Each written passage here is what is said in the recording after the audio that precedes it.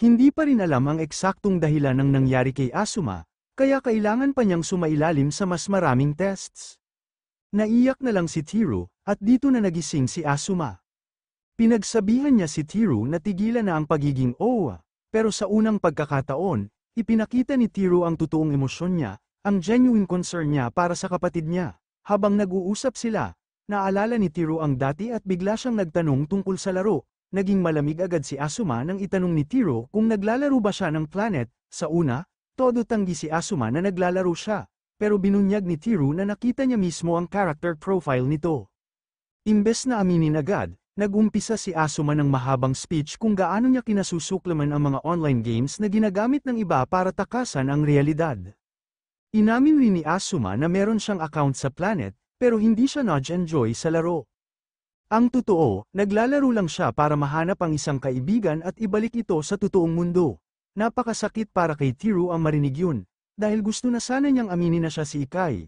Pero pinili niyang manahimik, ayaw niyang sirain ang tanging mundo kung saan masaya siya, ang mundo ng Planet, kaya umalis na lang siya sa kwarto. Bago siya umalis, sinabi niyang sana matagpuan ni Asuma ang hinahanap niyang kaibigan. Pagkaalis ni Teru, sinabi ng doktor kay Asuma na dapat nasa ospital din ang tatay nila. Pero wala na ito sa kwarto. Ipinahayag rin ng doktor na malamang ang injuries ni Asuma ay may kaugnayan sa VR set na tinatawag na FG. Pero mahirap matukoy kung paano talaga nangyari ang insidente. Sinabi ni Asuma na baka makatulong ang tatay nila dahil dati itong nagtatrabaho sa Glimcorp, ang top VR company. Sa katunayan, si Kejiro Arama ang isa sa mga gumawa ng VR set at co-creator rin ng Planet.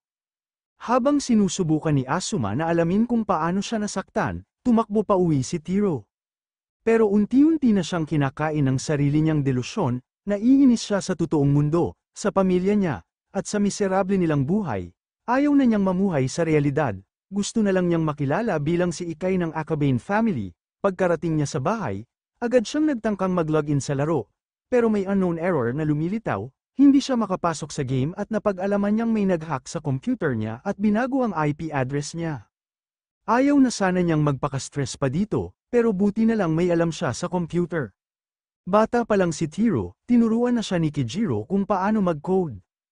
Madalas siyang turuan ng tatay niya ng coding at nabigyan siya ng skill na naging useful ngayon. Ginamit ni Teru ang kaalaman niya at naibalik niya ang IP address niya. Pero kailangan na niyang gumamit ng bagong password. Naalala niya nung tinuruan siya ng tatay niya kung paano mag-code ng Hello World. Malaking bagay ito kay Teru. Kahit sobrang sama ng tatay niya sa iba pa niyang mga anak, naaalala niya kung paano isang beses, nagdala ng tsaa ang kapatid niyang babae.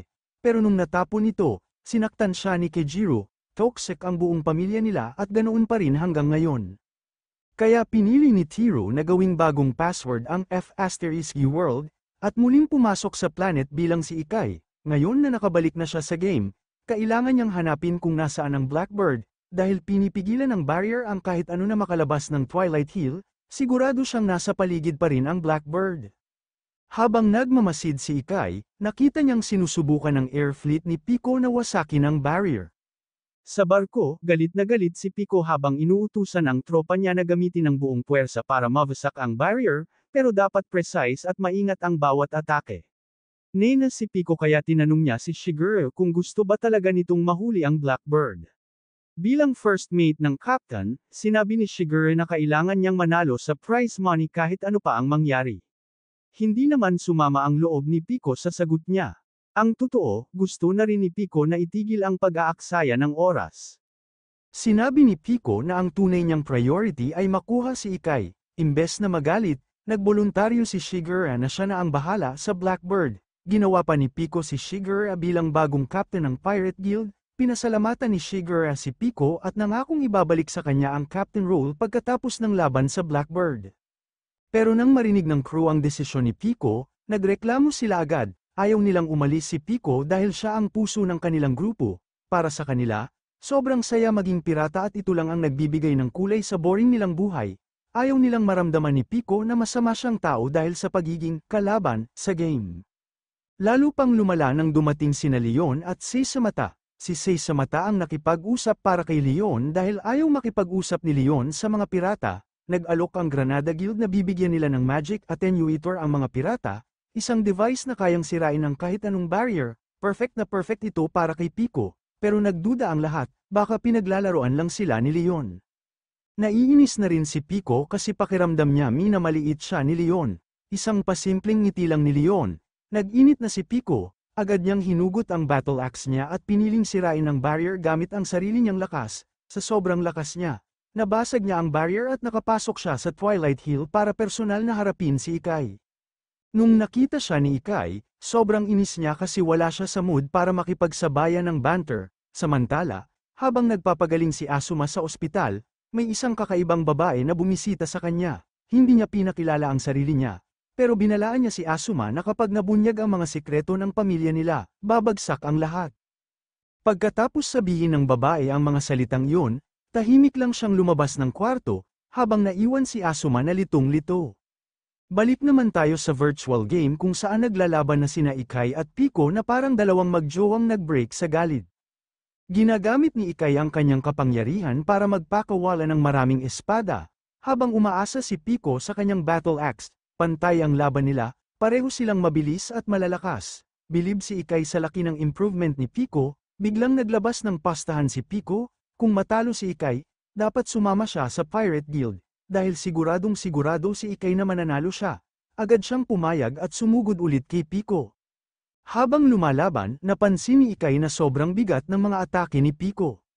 Yung skill stats pala ni Pico ay lampas 2,000 points na, malayo sa dati nilang laban noon, pero para kay Ikay, wala pa ring tatalo sa isang taong halos wala ng social life. Ginamit ni Ikay ang kanyang kapangyarihan para maglabas ng isang malawak na alon ng mga espada at pinatama niya ito kay Pico. Nakaiwas naman si Pico pero sobrang amazed siya na nakumpleto ni Ikay ang lahat ng 52 magic swords. Naalala ni Pico na dati, pangarap pa lang ni Ikay na makolekta lahat ng iyon. Mas lalo pang ginanahan si Pico sa laban at naalala niya ang unang araw niya sa game. Dati, parang hindi siya belong sa mundo ng planet, parang out of place siya sa totoong buhay pati na rin sa laro. Halos sumuko na siya noon, pero nakita niya si Ikay na nakaupo sa isang madilim na sulok, feeling niya. Pareho sila ng pinagdadaanan kaya inalok niya ito na maging magkaibigan sila. Pero bigla siyang pinatay ni Ikay on the spot, imbes na sumuko, minura siya ni Pico at doon nagsimula ang pagiging inseparable nila. Magkasama nilang nilabanan ang mga monster at nag-level up, pinangarap ni Pico na habang buhay silang magkasama ni Ikay. Pero ngayon, wasak na yung pangarap niya. Basag na kasi yung axe niya at obvious na panalo si Ikay. Imbes na ipagpatuloy pa ang laban, naiyak na lang si Pico.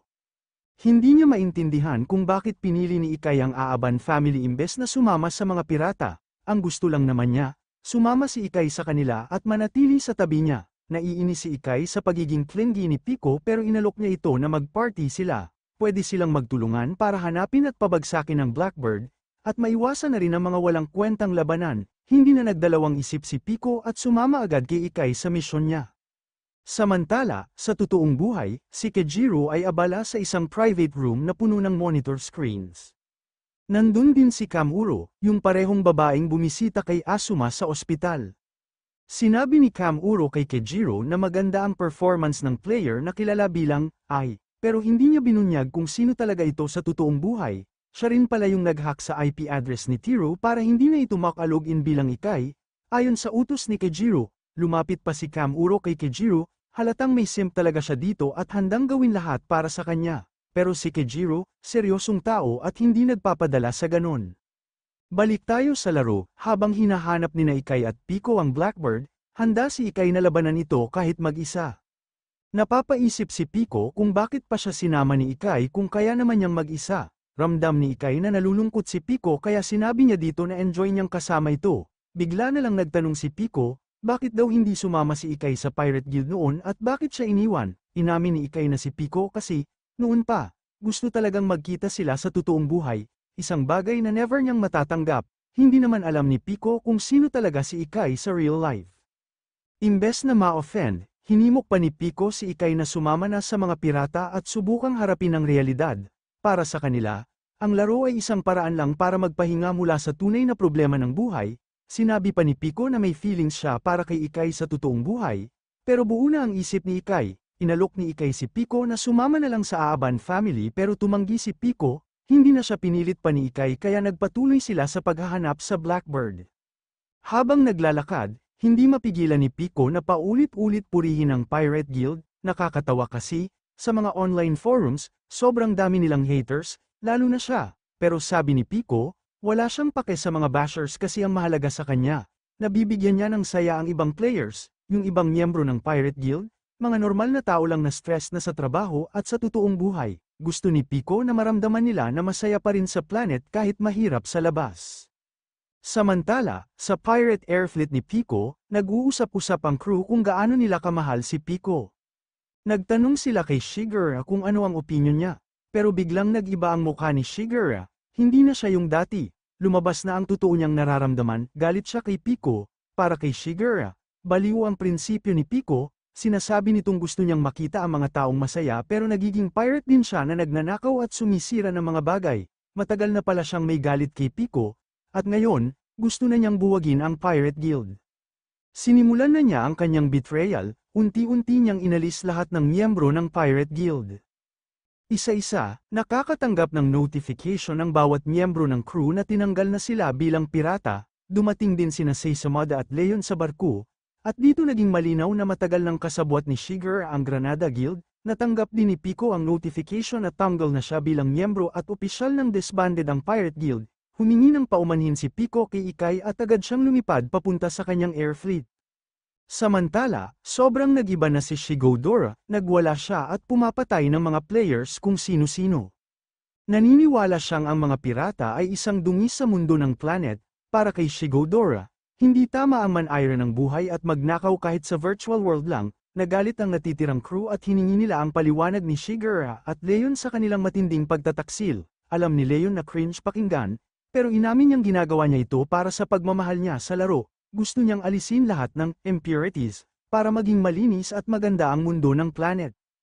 Buti na lang dumating si Pico at hinarap si Shigeru, gusto niyang malaman ang dahilan sa likod ng lahat ng ito, kahit parang paulit-ulit na siyang nagdadaldal ng mga prinsipyo niya. Ibinunyag ni Shigodora na sinadya niyang simulan ng gulo laban sa Akabane family para madamay ang Granada. Plano rin niyang mag-quit sa laro pagkatapos mahuli ang Blackbird at makuha ang reward. Pero imbes na magalit, sinabi ni Pico na sana huwag siyang mag-quit, gusto pa rin niyang ma-enjoy ni Shigeru ang mundo ng planet at lahat ng pwede nitong ibigay. Ayaw ni Shigodora maki-associate sa laro kasi para sa kanya, pang-game ang addicts lang to.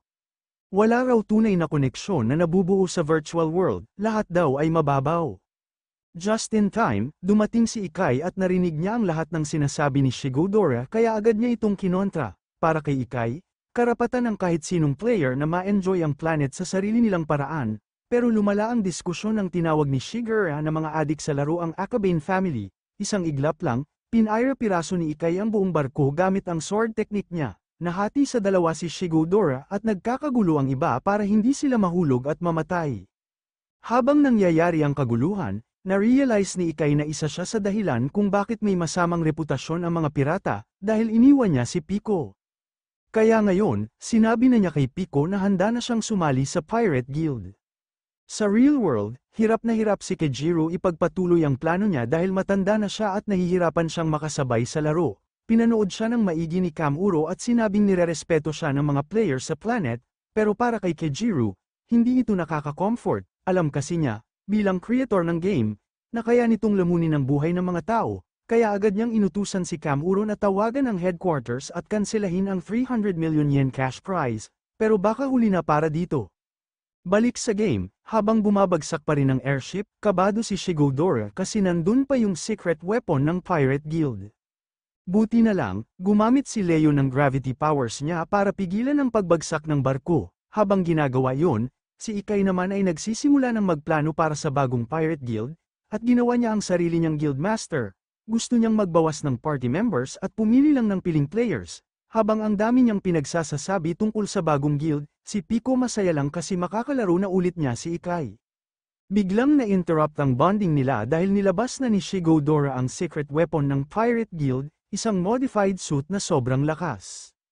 Naiinis si Ikay sa mga taong nagkukunwaring sila yung pinakamalakas, kaya inatake niya agad si Shigodora gamit ang sword technique niya. Pero mali ang pagkaka-underestimate niya, kasi lumalaban pa rin si Shigodora. Habang nagpapatuloy ang intense nilang battle, Pinapanood sila ni Kijiro mula sa secret room niya sa real world. Sobrang galit ni Kijiro kasi hindi nagawa ni Kamuro na baguhin ang IP ni Ikai. Handa na sanang magparusa si Kijiro kay Kamuro pero nag-decide siyang mag-login na lang gamit ang virtual reality set niya. Bilang pinuno ng Akabane family, responsibilidad niyang protektahan ang kanyang virtual children. Balik sa game, naputol ni Shigeru ang braso ni Ikai. Pero hindi sumusuko si Ikai, ginamit niya ang mga espada niya para ipako sa lupa ang shadow ni Shigeru. Kaya na-restrict ang mga galaw nito. Akala ni Ikai matatapos na niya ang laban gamit ang sword wave attack pero nagawa pa ring ipagtanggol ni Shigeru ang sarili gamit ang kanyang mga kamay. Nakiusap si Shigeru kay Leon na tulungan siya pero tumanggi ang Granada President na labanan si Ikai. Sabi ni Pico, umalis na lang sila. Naiinis si Ikai kasi parang hindi man lang galit si Pico kahit na tinraidor siya ng sarili niyang first mate. Sinubukan ni Pico ipaliwanag pero ang totoo, hindi na niya masyadong pinapahalagahan ang laro. Alam niyang magagalit si Ikai kung maririnig niya yun, pero para kay Pico, mas mahalaga pa rin ang tunay na buhay. Ini-imagine ni Pico na sana magkita sila ni Ikai sa totoong mundo at maranasan ang mga bagay na hindi nila mararamdaman sa isang virtual game. Naiinis na siya kay Ikai kasi ang dali niyang magalit sa mga maliliit na bagay at parang spoiled child siya minsan, kaya sinabi ni Pico na meron silang paraan para talunin si Shigeru. Pero kailangan nilang mag-move on muna ngayon kasi, in the end, laro lang naman to. Habang naghahanda si Pico na marinig ang posibleng insulto mula kay Ikai dahil sinabi niya ang totoo, nagulat siya dahil kalmado lang ito. Gusto lang ni Ikai malaman kung paano matatalo si Shigeru. Ibinunyag ni Pico na kapag nasira ang pangunahing watawat ng Pirate Guild, mawawalan din ng bisa ang lihim na sandata nito. Nasa captain's cabin daw ang watawat at inalok ni Pico na siya na ang kukuha. Pinigilan siya ni Ikai bago siya umalis at ipinaalam na hindi niya ginagamit ang laro bilang pagtakas sa realidad, na natili siya sa virtual world dahil ang totoong mundo ay palagi siyang pinapaalalahanan ng miserable niyang buhay. Dahil dito, balak niyang mabuhay at mamatay sa laro. Nasaktan si Pico sa narinig dahil ramdam niyang wala ng pag-asa si Ikai. Tumakbo siya patungo sa cabin nang hindi lumilingon. Sinubukan pa siyang pigilan ni Leon, pero napugutan na naman ito ng ulo. Pagpasok ni Pico sa cabin, napaiyak siya kaagad. Laking gulat niya nang makita si Shin na nandoon na pala. Sa totoong buhay, ibang-iba si Pico, ang tunay niyang pangalan ay Hanako, isang high school student na pinapahirapan ng kanyang istriktong ina. Kontrolado ni Hanako ang bawat galaw niya at palagi siyang natatakot dito, kaya siya tumakas sa virtual world, isang lugar kung saan hindi siya kayang kontrolin ng kanyang ina. Matagal na niyang pinapangarap na makita si Ikai sa totoong buhay dahil ito lang ang nakakaramdam ng tunay niyang sarili. Araw-araw, pinipilit ni Hanako harapin ang pressure ng eskwelahan at mas pinapalala pa ito ng pagiging loner niya. Kapag tapos na ang klase, agad siyang tinatawagan ng kanyang ina para siguraduhing umuwi na siya. Habang pauwi, may nakita siyang itim na pusa na nagpapaalala sa kanya kay Ikai. Kahit paulit-ulit siyang tinatawagan ng kanyang ina, binaliwala niya ito at hinabol ang pusa. Natagpuan niya ang sarili sa isang magandang hardin kung saan dumampi ang pusa sa kanyang mga binti. Sa unang pagkakataon, nakaramdam si Hanako ng kapayapaan at hinaplos niya ang pusa bago ito tumakbo palayo. Naiwanan siya ng gasgas sa kamay. Habang tinititigan niya ang maliit na sugat, nilapitan siya ng ilang kaklase niya. Mabait ang mga ito at inaya siyang sumama sa kanilang lakad pagkatapos ng klase. Imbes na tumanggi, pumayag si Hanako, nagpunta sila sa rooftop kung saan tanaw ang buong syudad. Napagtanto ni Hanako na napakaganda pala ng totoong mundo at gusto niyang maranasan din ito ni Ikai. Pagsapit ng gabi, umuwi siya at nadatnan ang kanyang nakakatakot na ina. Tahimik ito sa una pero bigla na lang siyang sinermonan ng matindi. Alam ni Hanako na walang basehan ang pagiging praning ng kanyang ina at hindi naman talaga siya nito iniintindi. Sinampal siya ng kanyang ina pero naglakas loob siyang lumaban at nagsabing hindi na siya magpapakontrol. Tumakbo siya sa kanyang kwarto at doon tahimik na umiyak. Dahil dito, desperado siyang makilala si Ikai sa totoong buhay, lalo na't sumali na ito muli sa mga pirata. Nakakakita na siya ng pag-asa. Samantala, sa laro, biglang inatake ni Shiro si Pico at pinutol ang kanyang braso. Nagtataka si Pico kung bakit naroon si Shiro pero hindi ito nagbibigay ng diretsyong sagot. Natatakot si Pico na baka agawin ni Shiro si Ikai at gusto niyang malaman kung paano ito makitungo sa Akabane family. Para kay Shiro, hindi siya nakikialam sa personal na buhay ng mga player, Itinuturing lang niyang pamilya si Ikay sa loob ng laro. Napagtanto ni Pico na kailangan niyang iligtas si Ikay mula sa Akabane family dahil pinapalalim pa ng mga ito ang attachment ni Ikay sa laro. Ipinahayag ni Pico na gusto niyang iligtas si Ikay at makasama ito sa totoong mundo para maging masaya silang dalawa. Naawa si Shiro sa dalaga kaya sinabi niya ang katotohanan na gig-iba sa mundo ni Pico. Inihayag niya na si Pico ay isa lamang core ng Blackbird at isa lang siyang AI na umiiral sa laro. Ipinaliwanag ni Shiro na ang emosyon at kaisipan ng tao ay produkto lamang ng mga electrical signals na madaling gayahin sa isang computer. Ang resulta ng eksperimento nila ay ang Blackbird, ang ultimate artificial intelligence, at sa buong panahon na ito, si Pico ang nagbibigay ng lakas sa Blackbird. Ayaw ni Pico tanggapin na isa lang siyang program pero seryoso si Shiro sa kanyang mga sinasabi at inatake siya.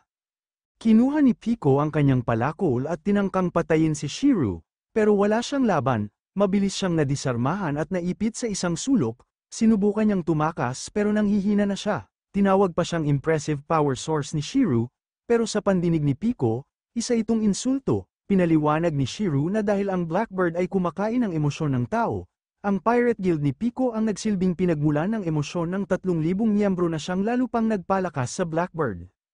Takot at litong-lito si Pico, tinangkang umatake ulit pero walang awa siyang pinutulan ni Shiro ng paa. Habang gumagapang siya sa sahig, binunyag pa ni Shiro na ang tunay niyang pangalan ay Hanako, at isa siyang high school student na may controlling na ina.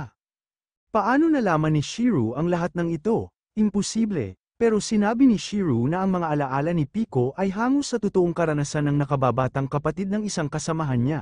Hindi na alam ni Pico kung ano ang paniniwalaan niya. Sinubukan niyang mag-log out sa laro pero sinabi ni Shiro na hindi pa siya kailanman nag-log out. Lahat ng buhay at alaala niya ay tila isang virtual world sa loob ng isa pang virtual world. Habang binabagsak ni Pico ang sarili sa sakit at pagkalito, sina Leon at Seisamada ay matagal nang alam ang plano ni Shiro. Tapat silang susuporta sa pinuno ng Akabane family anuman ang mangyari, pero siguradong mahihirapan si Ikay kapag nalaman niya ang katotohanan. Hindi nagtagal at tuluyan ng winasak ni Shiro ang katawan ni Pico. Tinupok siya ng apoy hanggang maging abo, at kahit si Shiro ay nalungkot sa naging resulta ng lahat. Hindi niya kailanman inakala na ang artificial intelligence na ginawa niya ay magbobond kay Ikay at magiging pinagmumulan pa ng lakas ng Blackbird. Naniniwala si Shiro na nagising ang Blackbird dahil naramdaman nito ang presensya ni Pico malapit sa Twilight Hill. Nasa huling yugto na ngayon ng buhay si Pico at oras na para i-uninstall siya ni Kamiro mula sa laro. Ibinigay ni Shiro ang utos at unti-unting nagde-dematerialize ang katawan ni Pico, pero sa mga huling sandali niya, may gusto siyang sabihin. Umaasa si Shiro na malalaman kung ano ang iniisip ng isang AI bago ito tuluyang mamatay. Pero ang tanging nasabi lang ni Pico ay, "Mahal ko si Ikay," at sa isang iglap, tuluyan na siyang na-delete mula sa laro. Walang kam-alay-malay si Ikay at ang iba sa nangyari, nawala na rin ang mga espada ni Ikay kay Shigeru at unti-unting nabubura lahat ng alaala tungkol kay Pico, para bang hindi siya kailanman nag-exist. Patuloy pa ring hinihintay ni Ikay ang pagbabalik ni Pico, pero hindi niya alam na wala na ito magpakailanman. Nagpatuloy ang laban ni Shigodoro laban sa mga pirata, samantala, si Kejiro ay nahihirapan ng manatili sa laro. May 5 minuto na lang siya bilang Shiro Akabane at marami pang AI course na kailangang asikasuhin. Kung magpapatuloy ito, hindi niya mapipigilan ang paglakas ng Blackbird kaya umaasa na lang siya kay Kamiro para sa tulong. Sa loob ng laro, matagumpay na nakapasok si Shigodora sa Captain's Cabin kung saan nakasabit pa rin ang bandila ng Pirate Guild. Nagulat siya na wala na si Pico sa loob, at inisip niyang baka nag-log out na ito. Binalikan niya ang iba pang crew members na isa-isa na ring namamatay at nawawala sa laro. Maging si Ikay ay isa sa mga casualties at mukhang natalo siya kay Shigodora. Bago siya tuluyang nawala sa laro, sinabi ni Ikay kay Shigeru na huwag siyang umalis sa game dahil babalik siya at bubuo ng sarili niyang guild weapon kasama si Pico. Nang maglaho si Ikay, nangako siyang babalik para sip-in si Shigeru. Ngayon na nawala na lahat ng sagabal, nakatutok na si Shigeru sa pagpatay sa Blackbird para makuha ang premyo. Kasama niya sina Leon at Seisamada, pero hindi na gaanong kampante ang Granada Guild sa kanya. Paalala ni Leon, dapat mag-ingat si Shigeru dahil parating na ang Blackbird. Nagkalat sa hangin ang mga itim na balahibo at unti-unting lumitaw ang isang itim na nilalang na parang estatwa, itim ang katawan at puti ang maskara. Nang lumitaw ang Blackbird, Naglabas agad ng mga minions ang sistema ng laro para sugpuin ang anomaly, pero hindi sapat ang mga iyon para talunin ang Blackbird. Lumapit ang Blackbird kay Sesame at paulit-ulit na binabanggit ang pangalan ni Pico. Nagalit ito nang malamang huli na ang lahat, wala na si Pico. Nainip si Shigeru at inatake ang Blackbird, pero sobrang bilis at nakakatakot ito. Kumapit ang Blackbird sa katawan ni Shigeru at magkasama silang bumagsak sa lupa. Dahil sa sobrang kaba, nag-logout agad si Shigeru. Pagbalik sa realidad, tinanggal niya ang VR set at bigla siyang nakaramdam ng matinding sakit. Ang Blackbird ay may kakayahang makaapekto sa katawan ng tao sa totoong buhay. At ngayon, nararamdaman ni Shigeru ang epekto ng kakaibang nilalang na ito. Lalo pang lumala ang sitwasyon nang maramdaman niyang may presensya sa kanyang kwarto, hindi niya alam na nakasunod na pala sa kanya ang Blackbird sa totoong mundo. Samantala, nagpapagaling si Kojuro pero mas kinakabahan siya sa kung ano pa ang kayang gawin ng Blackbird. Isa itong malupit na virus na kayang pumasok sa isipan ng tao at sirain ito, at mukhang tama nga siya, dahil nakita ni Shigeru ang Blackbird sa kanyang silid, pero inisip niyang guni-guni lang ito, tinangka niyang mag-login ulit, pero sira na ang VR set niya. Hindi na siya nag-aksaya ng oras at naglakad papunta sa pinakamalapit na net cafe para makapaglaro ulit, pero habang naglalakad, nakatanggap siya ng misteryosong mensahe na nagsasabing magsisimula na ang endurance test. Bigla siyang nabangga ng truck at duguan siyang iniwan sa gitna ng kalsada habang nagtipon-tipon sa paligid niya ang mga itim na ibon. Nagising si Shigeru mula sa bangungot, pero hindi pa doon natapos, may dumating ulit na mensahe, magsisimula na ang endurance test number 2, biglang nagliyab ang kanyang kwarto at natrap siya sa maliit na espasyo hanggang sa masunog siya ng buhay habang pinagmamasdan siya ng Blackbird mula sa bintana, nagising ulit siya mula sa bangungot, pero pagdilat niya, hinarap naman siya ng kapitbahay niyang may hawak na kutsilyo, brutal siyang pinatay at iniwang nabubulok sa kwarto. Nagpatuloy ang cycle, sunod-sunod na endurance tests na lalo lang lumalala. Sa loob ng laro, napag-usapan ni Leon at Sesame kung ano ang nangyayari sa mga players na nakakalapit sa Blackbird. Lumalabas na ang virus ay kayang i-digitize ang isipan ng player at hilahin sila sa isang mundo na hindi na realidad at hindi rin bahagi ng laro. Sa loob ng mundong iyon, walang tigil na pinapahirapan ng Blackbird ang player, gaya ng nangyari kay Shigeru. Sa loob lang ng ilang minuto, nakaranas na si Shigeru ng mahigit 1,000,000 endurance tests at halos hindi na siya makakilos, lagpas pa sa pagiging vegetative state. Sa laro, nagtanong si Leon kung babalik pa ang Blackbird, pero tila kontento na ito sa nilamon nitong player. Wala namang pakialam si Leon sa sinapit ni Shigeru, lalo na't isa itong traidor na lulong sa laro. Umalis na sina Leon at Sesame mula sa barko at unti-unting bumagsak ang airborne ship nang mawala ang gravity powers ni Leon. Kumalat agad sa buong laro ang balita tungkol sa pagbagsak ng Pirate Guild at ang pagkakadilit ni Pico ng sarili niyang profile. Marami ang natuwa na umalis na si Pico sa laro at wala nang mambabastos na babae sa paligid, pero walang nakakaalam ng totoong nangyari. Kaya nang marinig ni Ikay ang mga nagbabalita ng masama tungkol kay Pico, pinapatay niya agad ang mga ito. Sa realidad, wasak si Teru sa pagkawala ni Pico. Sa unang pagkakataon, mas nakakagaan sa pakiramdam niya ang totoong mundo kaysa sa laro. Naghisterya siyang umiiyak, mag-isa, puno ng depresyon, hanggang may yamakap sa kanya, ang kanyang ina. Bumalik si Aya Rama at pinatahan ang kanyang miserable na anak. Matagal siyang nawala, kaya sobra ang pasasalamat ni Teru sa kanyang pagbalik, pero hindi nagtagal ang pananatili ni Aya. Umalis din siya matapos alagaan at siguraduhing okay na si Teru. Bago siya umalis, sinabi ni Teru sa kanya ang tungkol sa operasyon ni Kejaro at sa pagkaka-ospital ni Asuma. Dahil dito, nagdesisyon si Aya na bisitahin ang ospital para makita ulit si Asuma. Ayaw sanang sumama ni Hekeru, pero nagbago ang isip niya at sinamahan ang ina. Pagdating nila sa kwarto ni Asuma, isang nakakatromang tanawin ang bumungad sa kanila, puno ng puting balahibo ang silid at itim na ang mga mata ni Asuma. Wala na siyang reaksyon. Parang isang nabubulok na zombie, dahil nagkaroon din ng contact si Asuma sa Blackbird, mukhang na-digitize na rin ang kanyang isipan ng virus, tumakbo palayo si Aya, hindi niya kayang makita ang kanyang anak sa ganoong kalagayan.